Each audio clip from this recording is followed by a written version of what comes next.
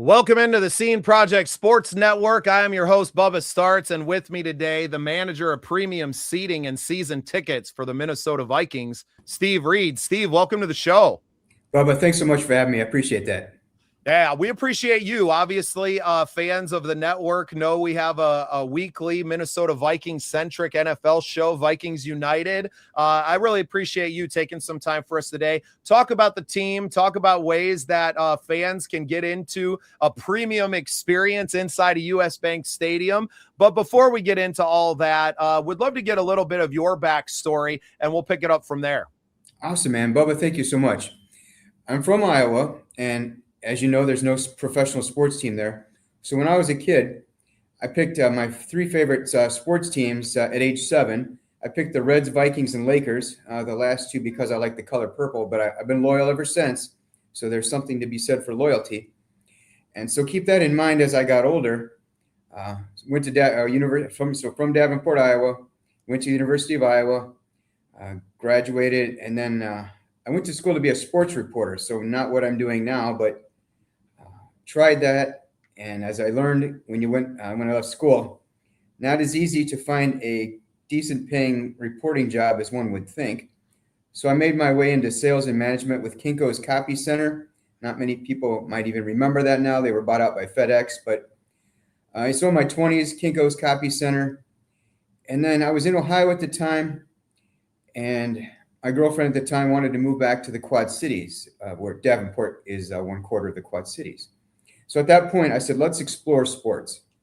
So I contacted the 3 minor league teams they had there, and I was blessed to get a job with the Quad City Thunder of the CBA, Continental Basketball Association. And I love that. Absolutely love working for my hometown team. Love the Thunder, everything about it. And then as I saw our players getting called up to the NBA, I thought, hey, man, I'd like to get called up. And I thought, when you're a player, you're kind of at the whim of whatever team selects you. But if you're in the front office, you can pick and choose who you go interview for. So I looked at my 3 favorite teams, and I hate traffic. So I ruled out the Lakers, which is probably a mistake. But then I thought, how about the Reds or Vikings? And a couple years after I joined the Thunder, so about 98, the Reds had a merchandise position open, and I went out and interviewed for that. And my heart wasn't in it. I mean, merchandise, you're at the basement of Riverfront Stadium, so I really didn't invest my heart into it. But in 99, the Vikings had a corporate sales position open. I thought, all right, let's go for that. So I came up here, I interviewed, I gave the interview of a lifetime, Bubba. I killed it. I was so happy. I felt so comfortable being here. And you know what they told me? They told me no. And I was crushed. And they were telling me, you cannot have your dream job. You cannot work here. And I was so disappointed, but I was also angry and determined. So I followed up every single month for a full year. And they told me, we don't have anything. You're the most persistent person that we know, but Phil in the ticket office does have an opening. So I contacted Phil Hebner in the ticket office. I came up and interviewed again. I wasn't sure how it went. I thought it went well. But I'm blessed to say a month of follow-up, Phil hired me. And that was 27 years ago, and here I am still going strong. Incredible story of resilience, and if you want something, you can't just leave it to chance. You have to be persistent for the things that we really want in this life. You can't expect them to just fall into your lap. Now, there are those few instances for some that does happen. That's never happened for me, Steve. So very much like you, I have to keep on knocking. Reminds me of in my 20s, I was selling magazines door to door for a period of my life. And I bring a lot of those skills and that gumption to keep pressing on and knocking on every door in that neighborhood. And I bring that now to our podcasting world. And that's kind of what brought us together. I've been hammering on LinkedIn in the same way that you have. I have my favorite teams. My family's originally from the Chicago area. I grew up rooting for the Blackhawks, the Bears, and the Bulls in the 90s was a real good run. And my Cubbies still close to my heart. And in the process of, starting the sports division of this podcast is like, well, like, we want to cover the biggest teams in the league, but you have to go with the people who say yes. So most of our conversations have been with, people that are in lower leagues, the Northwoods League. We've had a couple conversations with GM and coaches in there, and the Sioux Falls Canaries, which is not too far from me, and they're very interested in working with us. So it's not always about that top, but if you don't knock on that door of US Bank Stadium, you're never going to get in. So that's kind of what brought me to finding you and connecting with you on LinkedIn, and now getting to have this conversation and hopefully getting to take in a game or two this year, standing together on the concourse and watching some big Vikings wins. Bubba, I would love that. And I think about all the time. I think about my life, and if I just taken that no that they gave me and just accepted it, I wouldn't be where I'm at right now. So, I mean, that's a message for everybody. I mean, just follow your dreams. If you have a dream, work so hard for it and just make it come true, because it can come true. Well, and our co-host, Coach Cody Hamadal, he is the new head coach of the St. Paul Bears again this year, he's working in the arena football space. And these guys have been told no probably hundreds of times, these athletes. And to hear not only coach's story, but to hear the story of the players that we've got.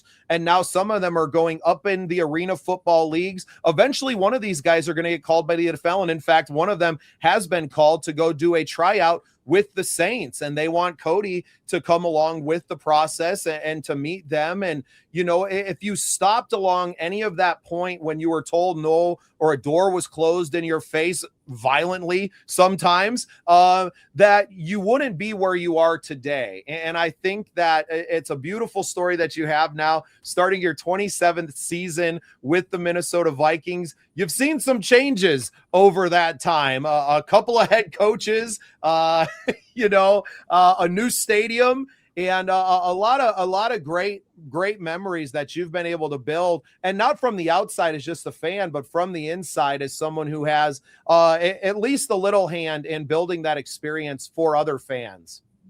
Oh man, you're so right. I've run the numbers. I've been here for 6 head coaches, 3 stadiums, 85 heartbreaking losses, and 2 ties. It's quite the journey. I was telling you earlier that I've seen everything but a Super Bowl. We did host a Super Bowl, and I did work that Super Bowl, but I haven't seen the Vikings in the Super Bowl, and that's the goal, man. One before I die. Well, and now hopefully a draft coming in the next few seasons. Really excited about that as well. Now, that hasn't been finalized, but the team did put in a bid, correct? That's 100% correct, and we're super optimistic that in 2028, Minneapolis will be hosting the draft. That's so exciting, too. Well, and a lot easier for Minneapolis to host the draft in April than a Super Bowl in February, right? Yeah, amen to that. Not that we wouldn't love the opportunity to do that again, but yeah, we want to make sure that the team is in a position where they could be playing in their home stadium for that Super Bowl. That would just be really such an incredible experience. And I mean, you talk about incredible experiences.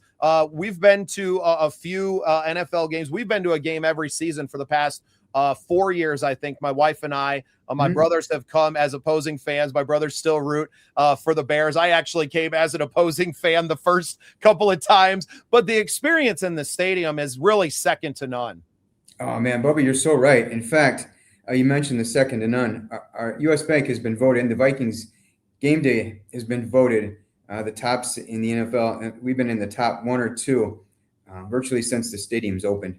In fan experience, show rate, you probably saw that our Players Association voted ownership in the top 1 or 2 the last several years. Everything, our arrow's pointing up. I'm just so excited. We've got the best stadium in the NFL. I really think our time is coming.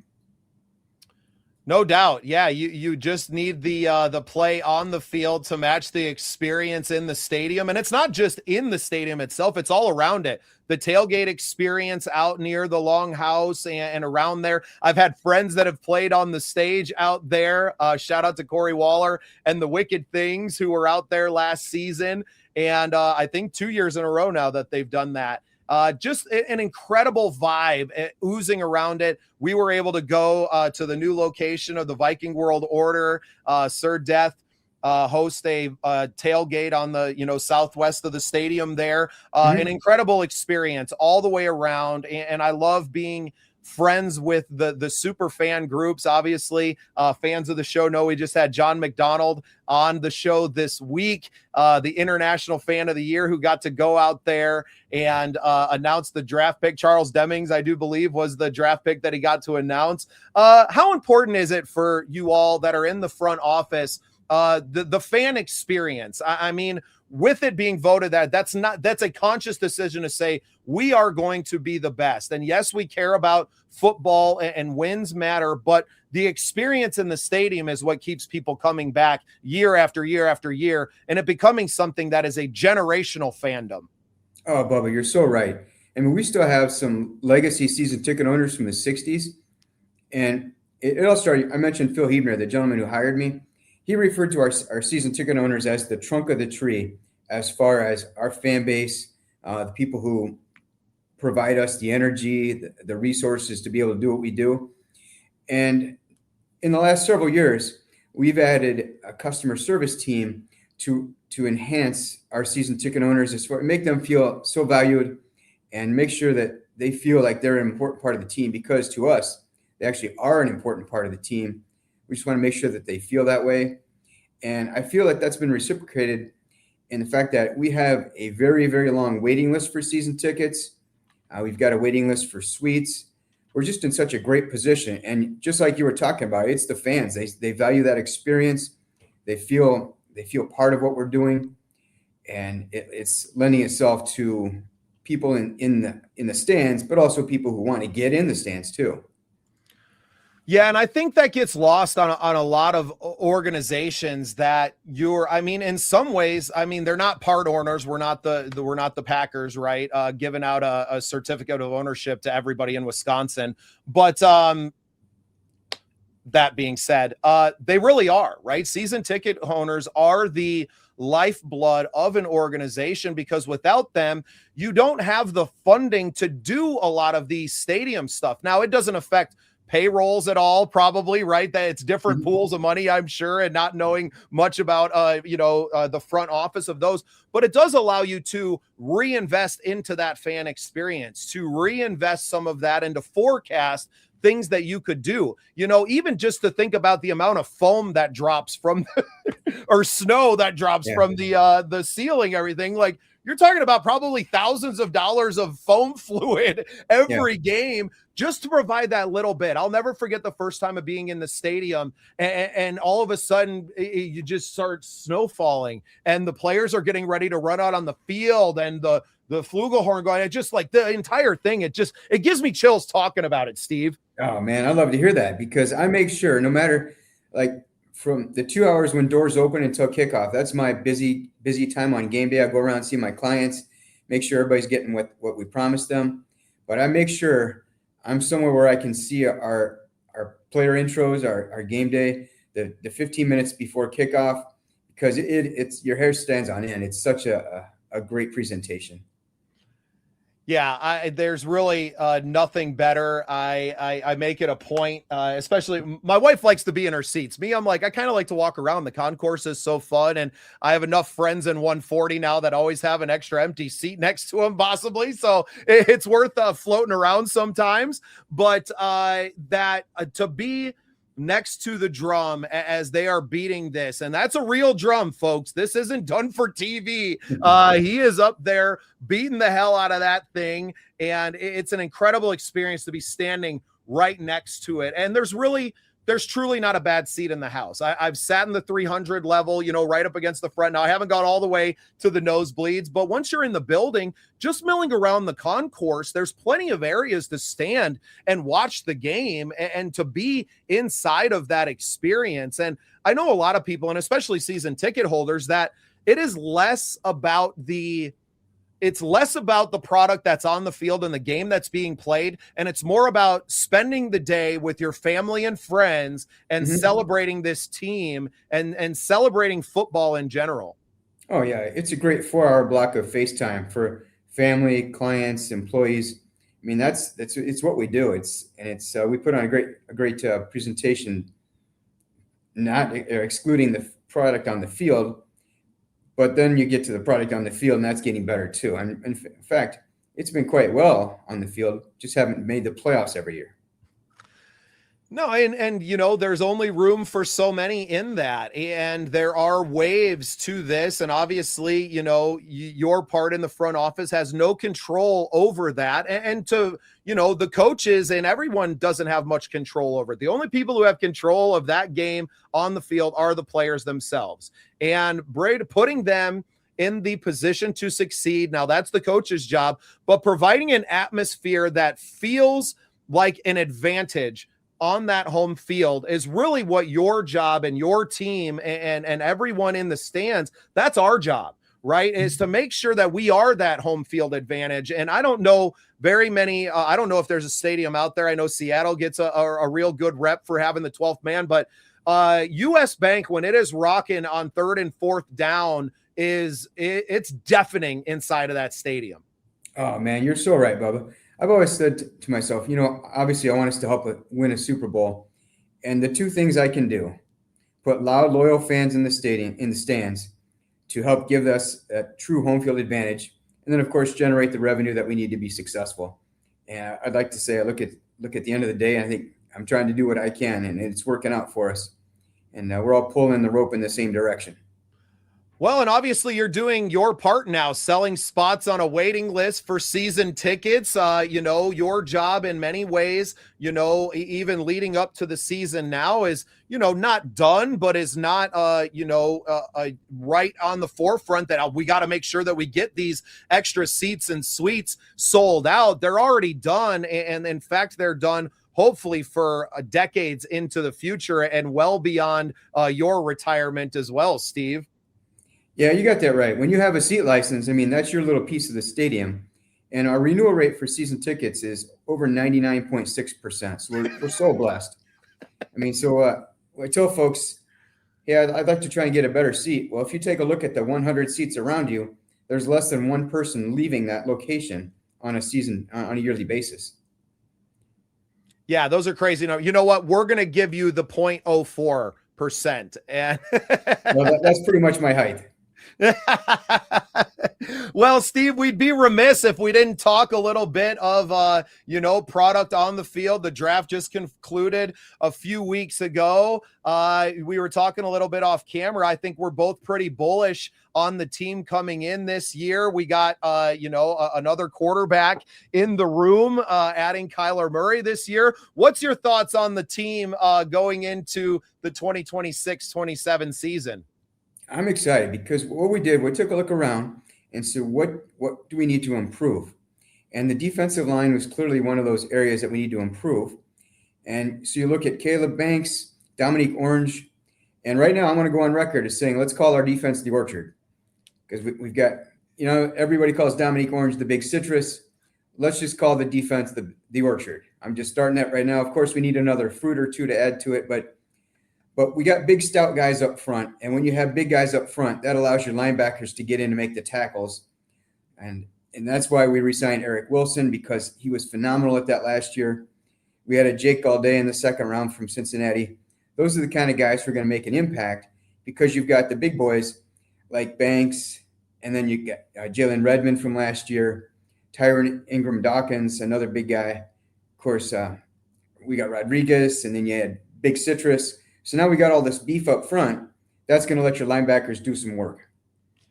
No, and I don't think people understand how big of a guy Jake Gaudet is. 6'4", 240 plus.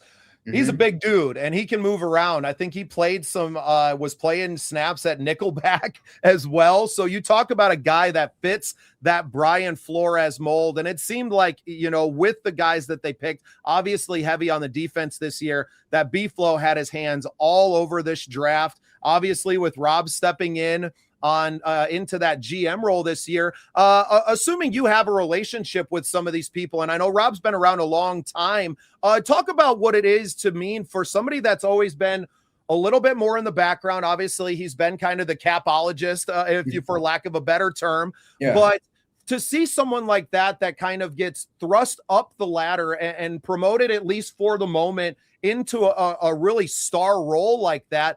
What is the feeling inside of that building, seeing, really one of your guys get to take a lot bigger role on the team and get a little bit of press out there?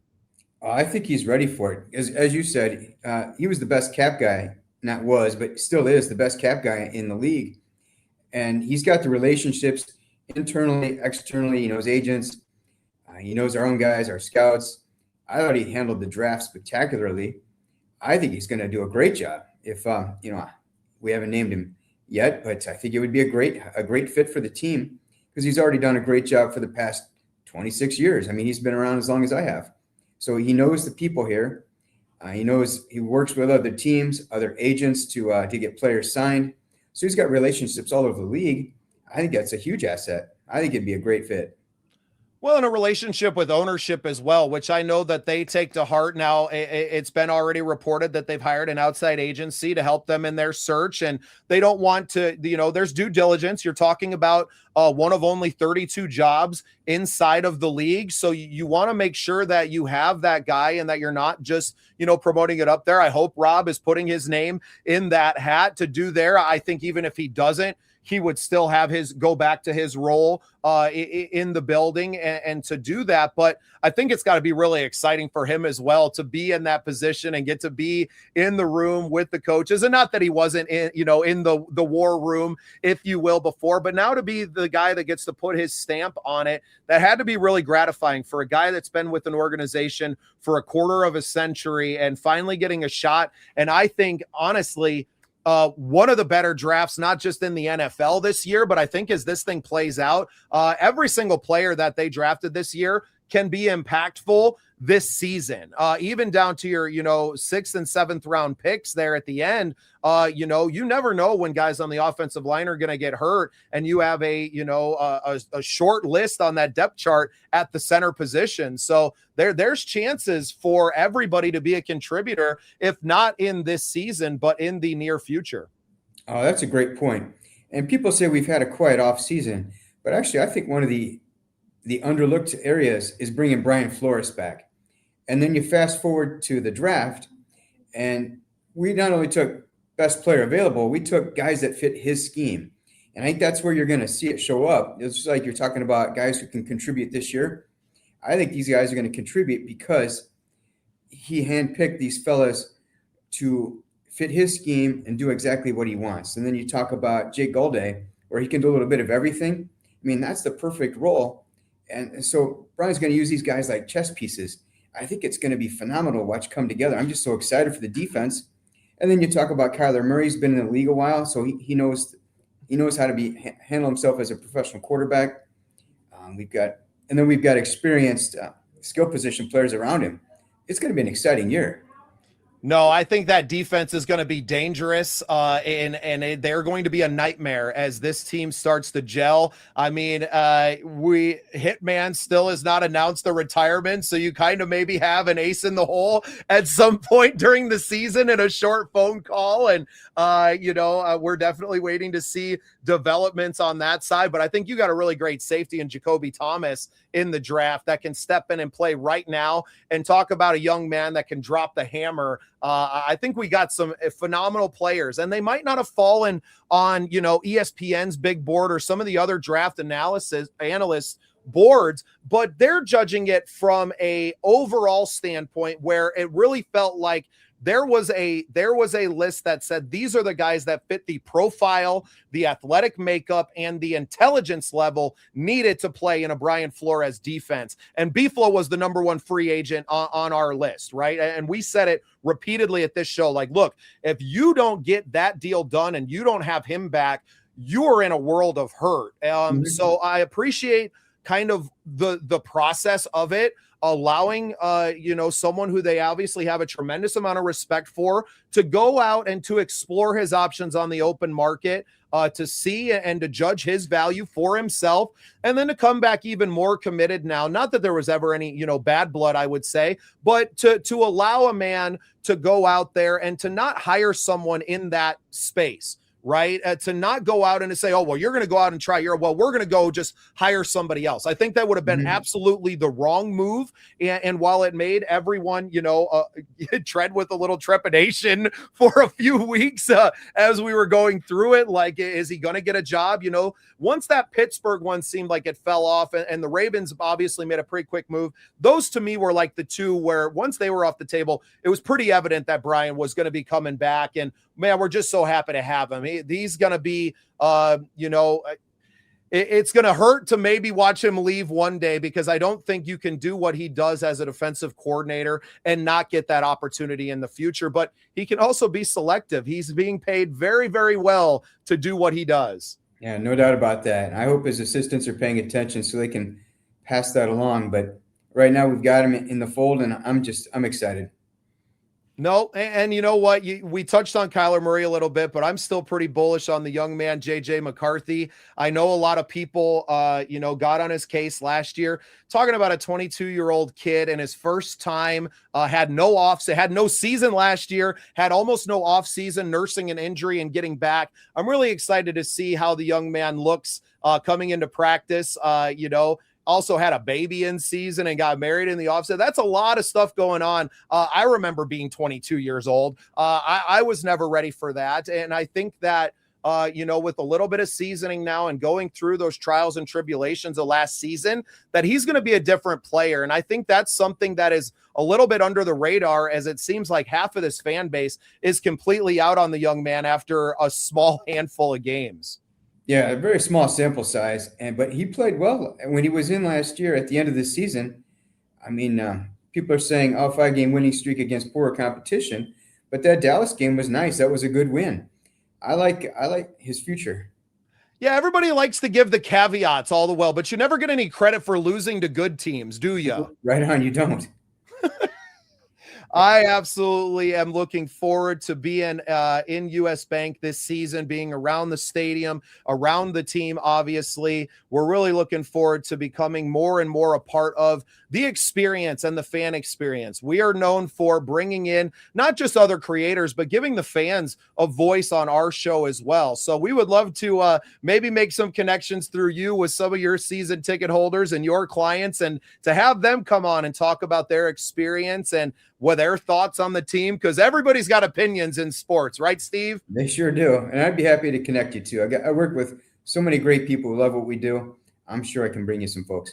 Oh, man, that would be incredible. Well, Steve, we ran your email out there. I'm going to put it out there one more. That's reads@vikings.nfl.net. If you guys are interested in getting on the waiting list for season tickets, now it's a low percentage of people that leave, but they do leave. And, even if you're, a young person, now's the time to get on. You might not get those seats until you're my age. I just turned 40 yesterday, but you at least you get on the list, and you never have a chance like you, Steve, if you don't knock on the door and put your name in that hat. Oh, you absolutely have to. Yeah, just keep trying and follow your dreams. And Bubba, happy birthday too. I appreciate that. Well, I wish I had an in-season birthday so I could celebrate it at US Bank, but maybe my daughter has an October birthday, so maybe we'll get down there one year on her birthday for a game, and we'll get to take it all in.